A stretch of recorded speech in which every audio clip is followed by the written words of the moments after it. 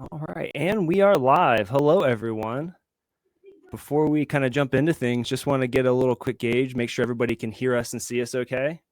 You can pop some notes into the chat, maybe tell us where you're coming from, where you're joining us from. We'll see how awake folks are at this time of the morning. Toronto, we were just talking about Yeah, Canada. we were. Wait, Toronto, Canada, or Toronto? Oh, from Ohio? I'm from Ohio. What part, Rod? Portugal. That's awesome. Portugal, Canada, yes. Oh, Ross, hello. Thanks for joining. Got Illinois, got some Midwesterners from Ohio and Illinois. That's exciting. All right. Well, it seems like we are coming in loud and clear. Oh, from Canton. Nice. I'm from Cincinnati. All right. It's fun. Lots of Ohioans. Cool. All right. Well, hello and welcome to our conversation on how to build authenticity into your agency. I'm Chris with Cloud Campaign, and joining me today is Brooke Elder from Social Tenacity. Brooke, welcome, and thanks so much for joining us. I'm super excited to come in and just bring as much value as I can today. So can't wait to chat with everyone. Well, I was really excited to have this conversation with you because I know you're big on authenticity, and that's just something that resonates with me personally as a marketer and as a storyteller. So before we dig into that, I was wondering, could you give us just like a little bit of a background on what it is you do and how you help people? So we start way back. I actually went to school to be an elementary school teacher. So I love to just teach and help people. It's always been like really the heart of who I am. When I started having kids, I decided to be that stay-at-home mom, and I got bored. So I just started creating businesses because that's what you do, right? So I started a web design and online marketing agency, and I ran that for about 8 years.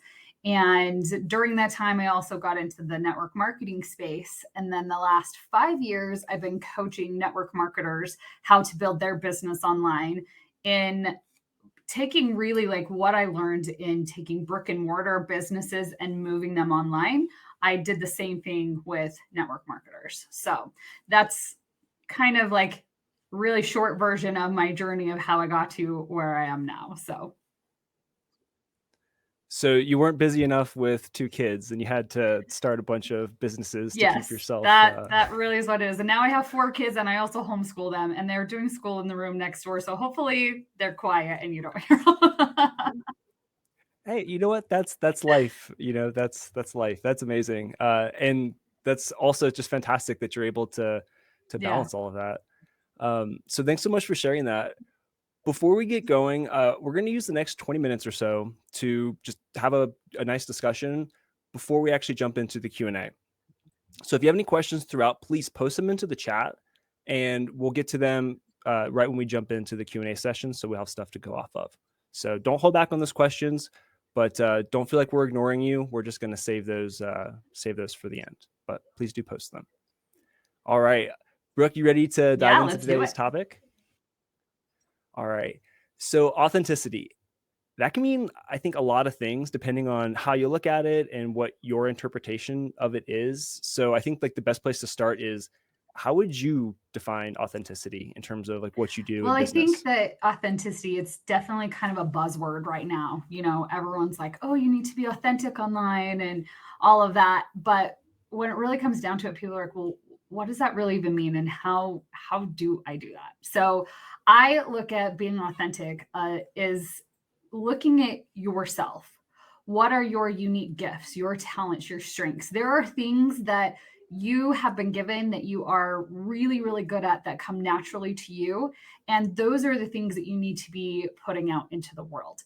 And it could be for me, it's teaching. I am a really good teacher. That's just something that comes very natural to me. And so I look at how can I put that teaching part into my business.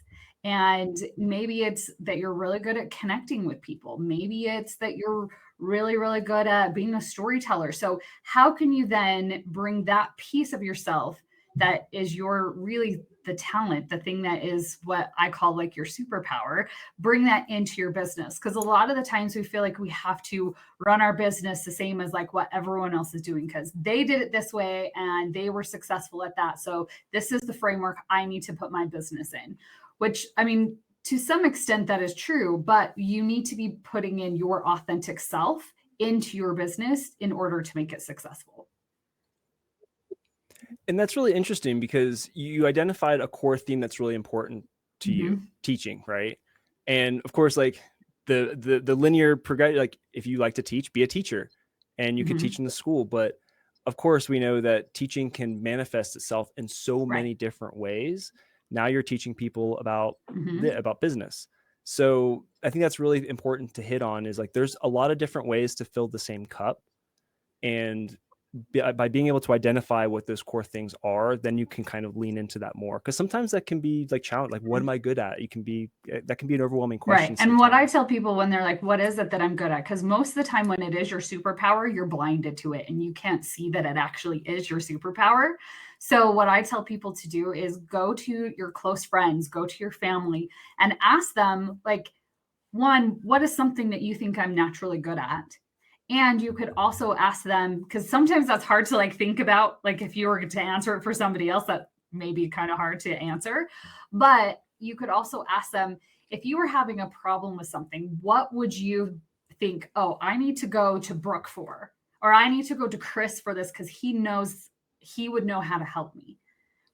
That's a lot easier thing to identify. And when you ask, say, 10 people that, you're going to see a pattern and you're going to be like, oh, that actually is what I'm good at. Like I could look at a business and I can see all the holes and here's all the things that you need to fix that will systematize it and make it so much easier. And I'll teach you how to do it. That just came super natural to me. And I didn't realize that it did because in my head, I'm like, I'm just an elementary school teacher. Like, I don't really know anything about business, but for some reason, my brain just like knows how to do that. And it wasn't until I had multiple people point that out to me that I started to really embody, like, I actually do know what I'm talking about. I really like what you said there about like almost like I'm just an elementary school teacher, and you kind of put yourself into Mm-hmm. this box, and it's like why do you need Right. to be in this box? Nobody said you had to be in this box. And then finding the way that you can not just succeed but thrive outside of that kind of self-inflicted maybe Mm-hmm. definition or something that you would identify with. There's so many different avenues, so I think Yeah, that's really for important. sure. um, Speaking of which, so like why is this important? Like why focus on this stuff? Why even consider being authentic with your Well, business? that's the thing is one is going to make you stand out from everybody else because you have been given these gifts and these strengths to be able to bless the world. And so if you aren't putting those out there and you're trying to like fit into someone else's mold and do it like someone else, every time I've seen people do it, I mean, I've coached hundreds and hundreds of people. Every single time I see them trying to be like somebody else because they think that that's the way they're going to find the success, it never ever works. And it's not until they really embrace who they are and they are vulnerable enough to like put themselves out there and be like, hey, this is what I'm good at. I mean, it's going to bring up that imposter syndrome like no other when you very first do it. But when Oh, you push through that, that is really where you're going to see the success. And then you are going to really be known for that thing. the imposter syndrome. I feel like that's probably a conversation in and of itself, to be honest. Yeah, Because that it's hard, man.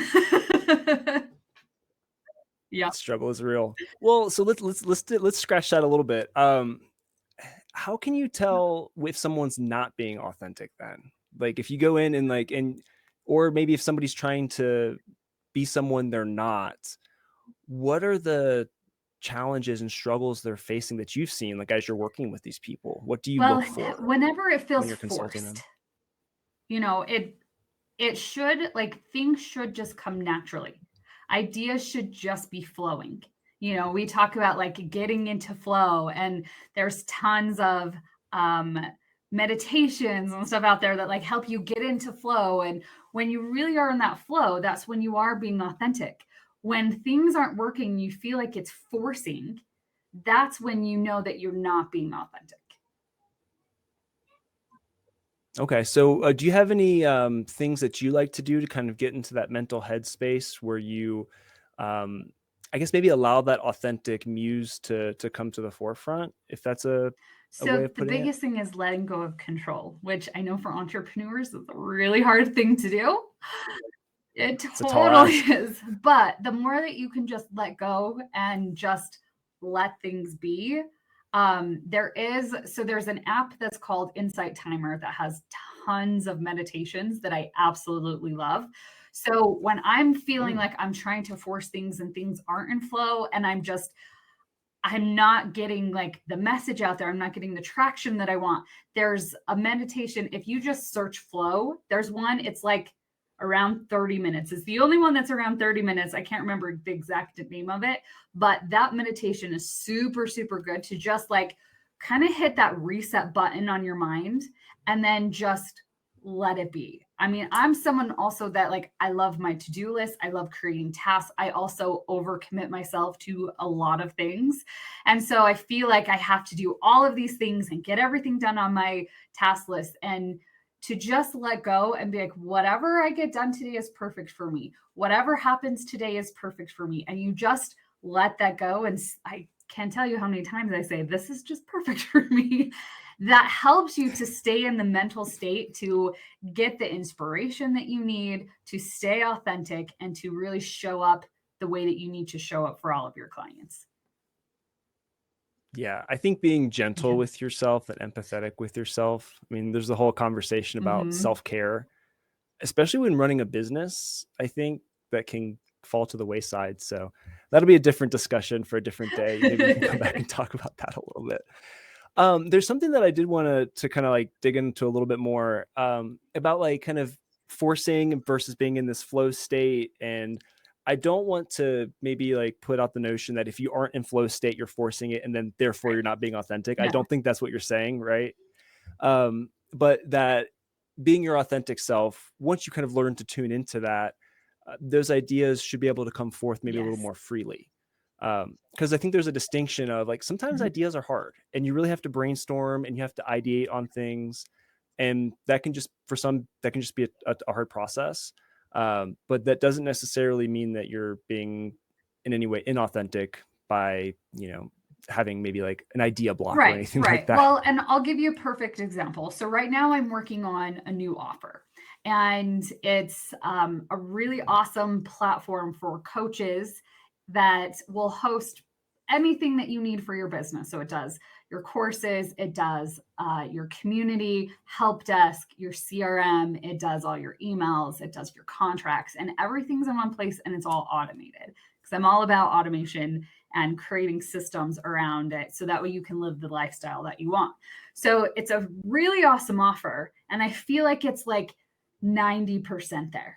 And I've been at that point where it's Mm. about 90% there for about 3 weeks.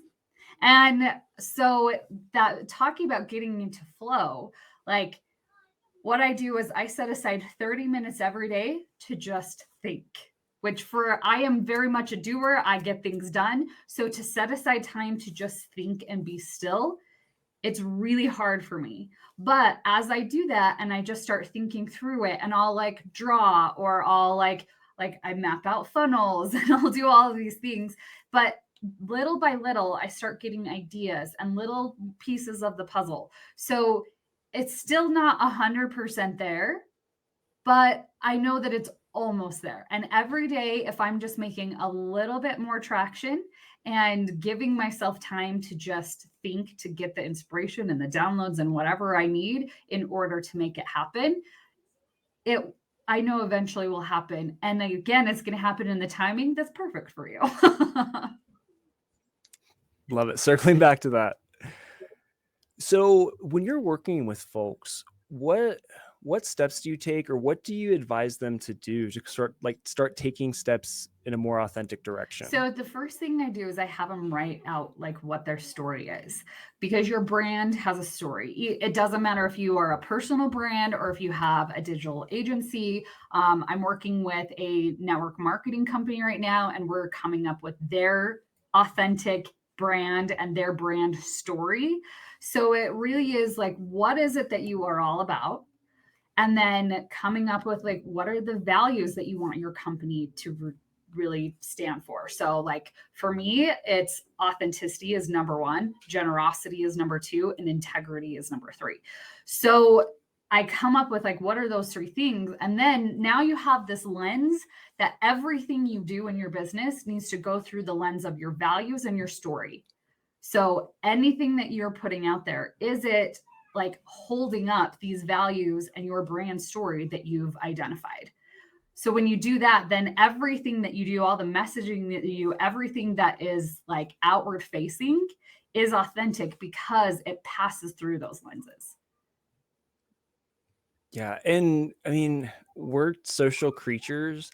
Stories are, I would argue, one of the most powerful ways to Mm-hmm. connect with people. Like we're just built hardwired Yeah. to love stories. It's how we, speaking of teaching, every story Mm-hmm. is a Yeah. lesson. Any good story, is essentially a lesson.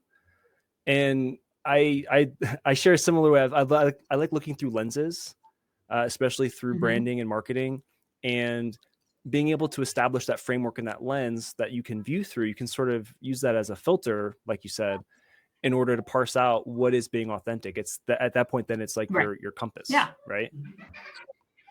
So when you start working with somebody, you kind of build this story, this authentic story to them or their brand. What shifts do you start to see once that authenticity is like integrated into the business? Like how do you kind of measure it? Like how do you know that it's Well, a working? lot of people, when they're not authentic or they're trying to be authentic, but they don't really know how to be, when you start giving this is your framework, like you say, this is your compass, what happens is that business just becomes easier. And that confusion of like, I don't know what to post on social media, I don't know what to like, what do I say in an email, how am I going to promote this product, like all of those things, the confusion goes away because they now have, here's your framework that everything needs to go through, and it is centered in your superpower. So it really is like adding fuel to the fire. You're able to go Hmm. faster than you ever thought possible and reach your goals faster because now you have like a clear path. It's like creating a really deep groove to move through, and that's way easier than like Hmm. trying to go through the weeds to try to get to your goals. Yeah, because like having those frameworks and having just kind of, maybe another way to say it is having more Mm-hmm. focus. I think when you've got a really concise story that is aligned with your values and sort of what you're trying to accomplish with your vision, how you're leveraging your superpower to help people the most and in the most Mm-hmm. impactful way, that requires a lot of focus. And you can't be everything to all people if Mm-hmm. that's the case. And in that sense, I think finding your audience and engaging them and keeping them, I think becomes a Mm-hmm. little bit Yep, easier. agreed. So, what are some other tactics that you use to inject authenticity? Let's say into your daily and weekly social media content, because I know we have a lot of social media agencies that follow these discussions and these conversations, and social media can sometimes just be like so noisy Mm-hmm. and so impersonal too. Well, being vulnerable is one. Like it's okay to share stories that maybe make you feel a little uncomfortable. Sharing things that when you made a mistake, share those times when you like. So one of the stories that I tell is about 6 years ago, my husband and I started a car dealership, and we put all of our money into like 401k, all of our credit cards. We took the money out of our house, like everything we could, Wow. because this was my husband's dream and we were going to do it. And in 18 months, we lost all that money. And Oh the no. only month we were profitable, one month we made $800. Every other month we lost money. So talking about that, at first I'm like, why would I tell people that story? Because that shows that, like, I don't know how to do business at all. Like, I just lost all this money. But by telling that story, like, I'm able to share the lessons that I learned. Like, I look back at that experience, and if I had to go through it again, I would, because of all of the lessons that I learned from it. You can also learn lessons from success as well, but I think those lessons that you learn from the mistakes you make, they cut a little bit deeper, and they like just settle more than the lessons you learn from your success. So sharing those kind of stories, even if you think this may make me look in more of a bad light than I really want, that actually is a way that will connect you with your audience, because then they see you as a real person, you know? Yeah. And with that story, sure, some people there might be a small percentage of people that are like, oh, this person doesn't know what they're talking about, they made a mistake. Guess what? Yes. Not my audience, not somebody I'm trying to attract. But when I hear that story, I hear about a strong family unit that's willing to stick together and Mhm. take risks and do something that they're passionate about and that they believe in. That's an incredible story. I want to follow that person. Well, I follow you on social media.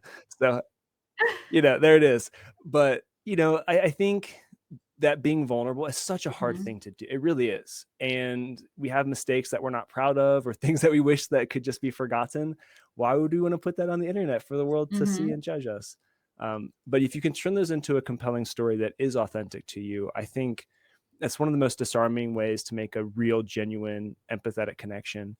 And from what I've seen, other people Mhm. are human too, and they make mistakes as well. And they're also happy to engage, I think, with that content, because it shows you're human, and then they can open up to that as well. And Yeah. that's really powerful. Um, what do you think? What do you do? Speaking of like maybe staying in the social media sphere, what do you do when someone challenges your authenticity? Has that Yes. happened to you? Especially being in the network marketing space, there's lots of MLM haters out there. Lots of them. So, like, I mean, to be perfectly honest, there is a YouTube video that's out there. It's an hour long. I have watched it, and the whole thing is tearing me down and like attacking me personally. So, Ouch. that's gonna happen. Just don't go and watch it. That video does not need any more views. But like, Yeah. at first, like, I remember when I sent out an email, because in my emails I do a lot of storytelling, and I tell a lot of personal stories. I tell stories about, like, in third grade when I asked a boy to marry me, and like all of these things, these fun stories about myself. And I remember the very first time that I got an email back, someone replied, and they just were ripping me apart. And I was reading through it, Mm. and I was just crying. And I gave it to my husband, and I was like, look at what this person is saying.